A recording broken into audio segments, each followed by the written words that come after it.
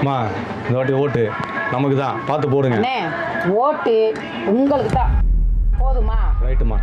அண்ணா இது ராணி, இதை பார்த்துங்க. அக்கா மறந்துடாதக்கா. ஐயோ இல்லைண்ணே. கிருஷ்ணன் சார் 10,000. ஓகே வரேன் சார். தம்பி அப்பாவை பார்த்து பேசிட்டேன், நீங்களும் மறக்காமல் ஓட்டு போட்டுருங்க. தலைவர் வந்து அவன் மேலே இருக்கிறா.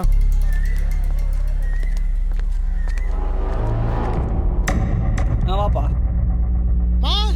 இப்பா, அம்மா இப்போ தான் பாப்பா கூட்டு கடைக்கு போயிருக்காப்பா. சரிங்கப்பா, நான் உண்மையாக கேட்குறேங்கப்பா. உண்மையாகவே நீங்கள் யாருக்குப்பா ஓட்டு போடுவீங்க? என்னப்பா அப்பா சத்தியம் பண்ணி காசு வாங்கின பார்த்துட்டியா? நீ அதை பற்றியெல்லாம் யோசிக்காதப்பா. அப்பா காசே வாங்கினாலும் டிவி கேக்கு தான் ஓட்டு போடுவேன்.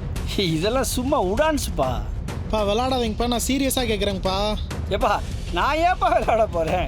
உண்மையிலுமேவும் என் ஓட்டு டிவி கேக்கு தான். பெத்தமாவன் நீ சொல்லிட்ட, அதை மீறி நான் ஓட்டு போடுவேனா? அப்பா டிவி கேக்கு ஓட்டு போடுறத யாராலும் தடுக்க முடியாது. ஏன் நானே நினச்சாலும் முடியாது. அப்படியா? எங்கே என் மேலே சத்தியம் பண்ணுங்கப்பா, நீங்கள் டிவி கேக்கு தான் ஓட்டு போடுவீங்கன்னு.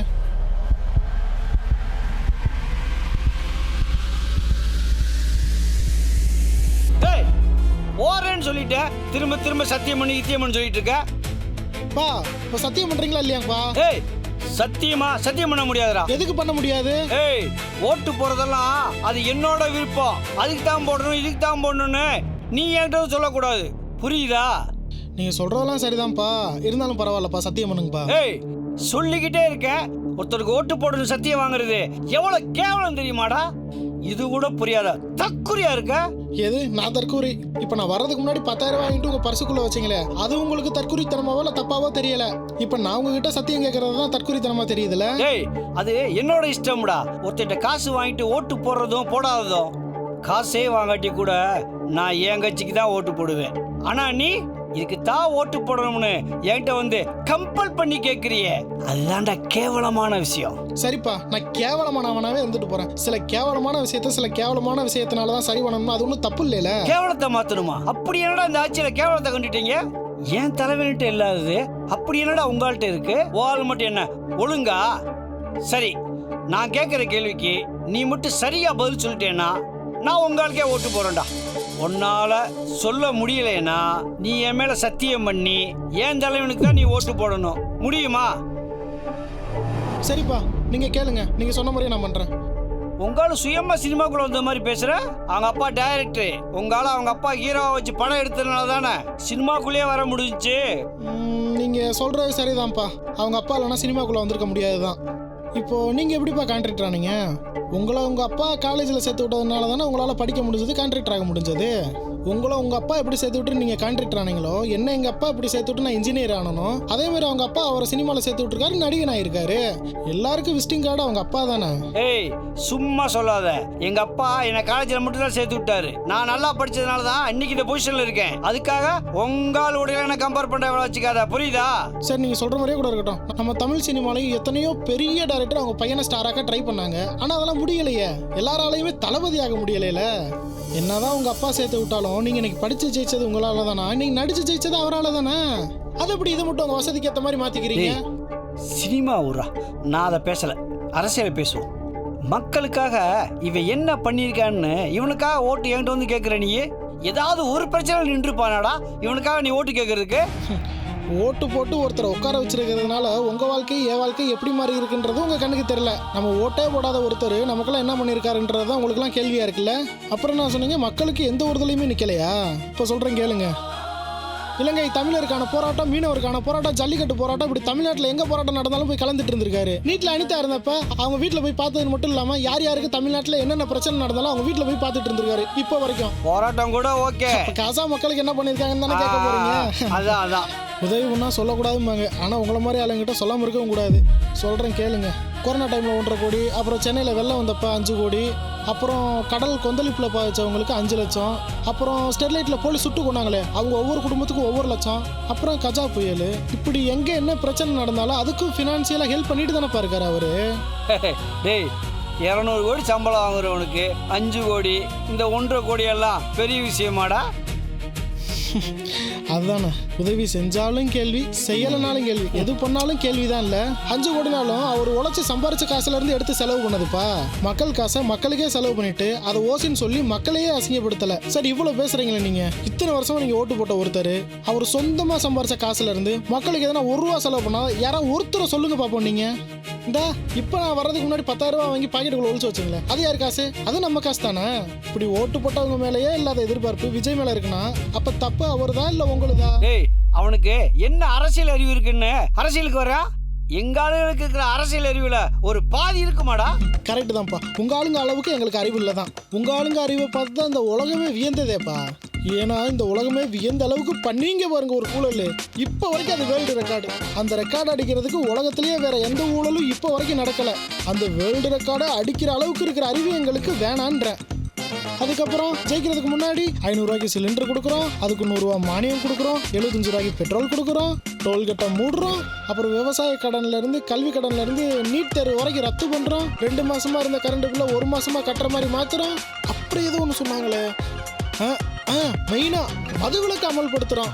இப்படி எல்லாத்தையும் சொல்லிட்டு கடைசியில ஜெயிச்சதுக்கு அப்புறம் இதெல்லாம் நாங்க எப்போ உங்ககிட்ட சொன்னோம்னு கேட்டீங்க பாருங்க. அந்த அறிவு எங்களுக்கு வேணவே வேணாங்கிறேன். பா, நீ இது வரைக்கும் 1 ரூபா கடன் வாங்கியிருப்பியா? ஆனா உனக்கே தெரியாம உன் மேல 4.5 லட்சம் கடன் இருக்குன்னா நீ நம்புவியா?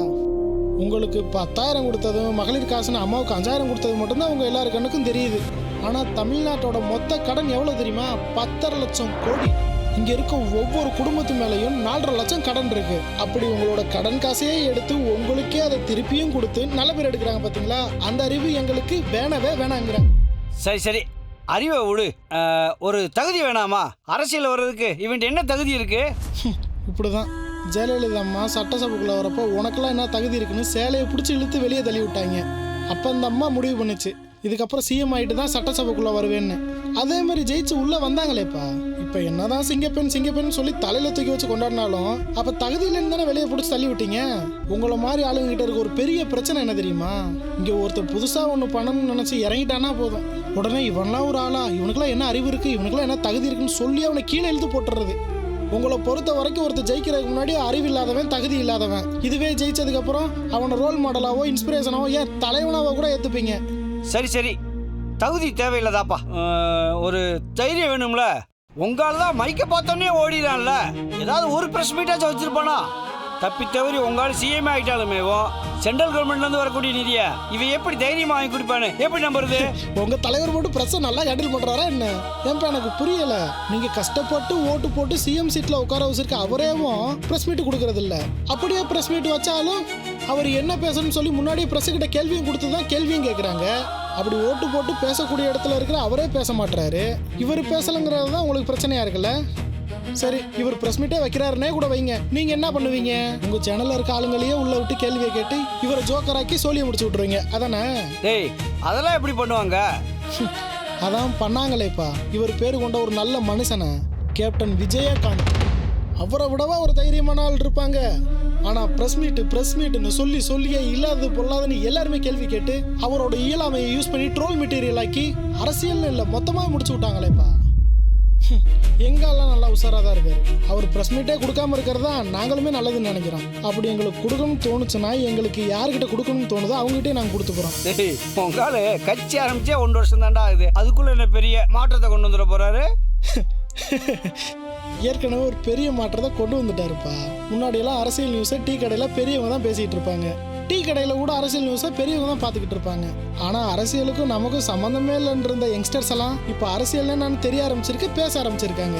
சினிமா கிரிக்கெட் மட்டும் பார்த்துக்கிட்டு இருந்த இளைஞர்கள்லாம் அரசியல் என்னன்னு தெரிய ஆரம்பிச்சிருக்கு, பேச ஆரம்பிச்சிருக்காங்க. ஏன் சோசியல் மீடியாலேயேவும் ஐபிஎலுக்கும் படத்துக்கு மட்டும் சண்டை போட்டுக்கிட்டு இருந்த பசங்களாம் இப்போ அவங்க வீட்லயோ இல்லை பக்கத்து ஏரியாவிலேயோ ஏதாவது பிரச்சனை நடந்தாலோ அதை வீடியோவா எடுத்து போட்டு உடனே அதை சரியும் பண்றாங்க. உங்க கண்ணு முன்னாடி நடந்த ஒரு விஷயத்த சொல்லணும்னா கூட இத்தனை நாளா நம்ம கேட்டு முன்னாடி குப்பையை போட்டுக்கிட்டு இருந்தாங்களா, அதை தடுக்க முடிச்சதா உங்களால?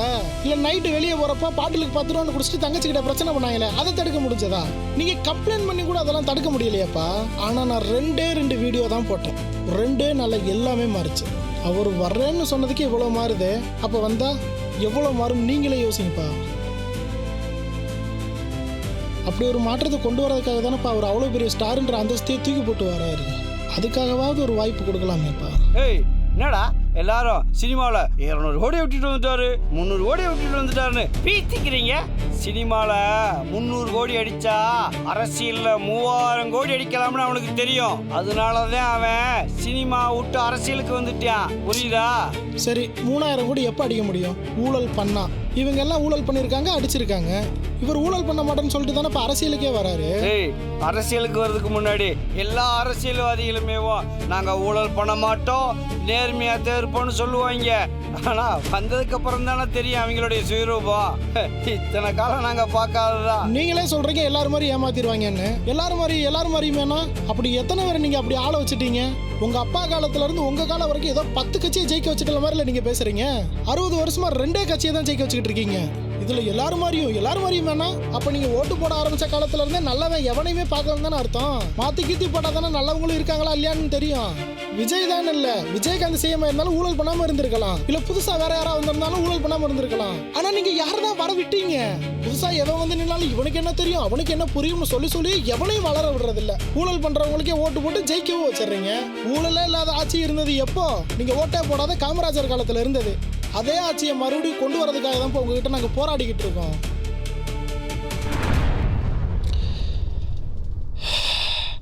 வேற ஏதாவது கேள்வி இருக்காப்பா? ஏன்பா வர்றதுக்கு முன்னாடி இவ்வளோ கேட்குறியே, ஆனால் வந்தவங்களை ஏன்பா இது வரைக்கும் ஒரு கேள்வி கூட கேட்டதில்ல? ஏன்னா ஊழலாக இருந்தாலும் பழகி போச்சு. எப்படி சிகரெட் அட்டையில் வந்து இதை வாங்கி குடிச்சா கேன்சர் வரும்னு சொல்லி அதை வாங்கி குடிக்கிறாங்களோ, அதே மாதிரி தப்புன்னு தெரிஞ்சு ஓட்டு போடுற மாதிரி பழகி போச்சு. எல்லா விஷயத்துலையும் நேர்மையாக இருக்க உங்களுக்கே ஏன்பா இது தப்புன்னு தெரிய மாட்டேங்குது? இப்போ புரியுதாப்பா உங்களுக்கு? உங்கள் தலைவர் ஆட்சியில் கமிஷன் கேட்டதுனால தான் உங்கள் வேலையும் போச்சு. அதே ஆட்சியில் லஞ்சம் கேட்டதுனால தான் கிடைக்க இருந்த வேலையும் எனக்கு கிடைக்காம போச்சு. ஆனாலும் உங்கள் தலைவரை உங்களால் விட்டு கொடுக்க முடியாது. ஏன்னா அது உங்கள் ரத்தத்திலேயே ஊறி போய் கிடக்கு. உங்கள் தலைவர் ஆட்சியில் என்ன தப்பு நடந்தாலும் ஏன்பா அது உங்களுக்கு தெரிய மாட்டேங்குது? எல்லாத்தையும் மறந்துட்டு எப்படிப்பா அகைன் அவங்களுக்கே சப்போர்ட் பண்ணி ஓட்டு போடணும்னு தோணுது உங்களுக்கு? உங்களை மாதிரி தான்ப்பா இங்கே நிறைய பேர் இருக்காங்க. அதனால தான்ப்பா எங்களால் வேற மாற்றத்தையே கொண்டு வர முடியல. இதுக்கு யங்ஸ்டர்ஸ் நாங்கள் மனசு வச்சா மட்டும் பத்தாதுப்பா. பெரியவங்க நீங்களும் சப்போர்ட் பண்ணால் மட்டும்தான்ப்பா எங்களால் வேற மாற்றத்தை கொண்டு வர முடியும். இதுவும் கிட்டத்தட்ட சிகரெட்டில் இருக்க கேன்சர் மாதிரி தான்ப்பா. தப்புன்னு தெரிஞ்சால் தூக்கி போட்டுறணும், இல்லைனா அதுவே நம்மளை அழிச்சிரும்ப்பா. இந்த ஒரு தடவை யோசிங்கப்பா.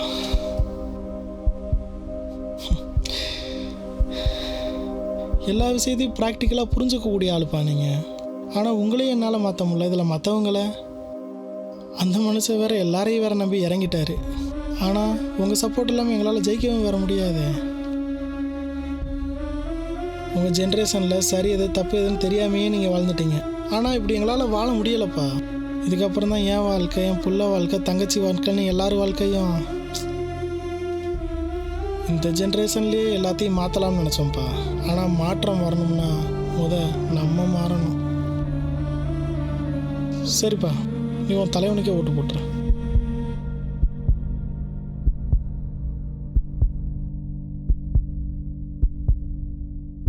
தம்பி,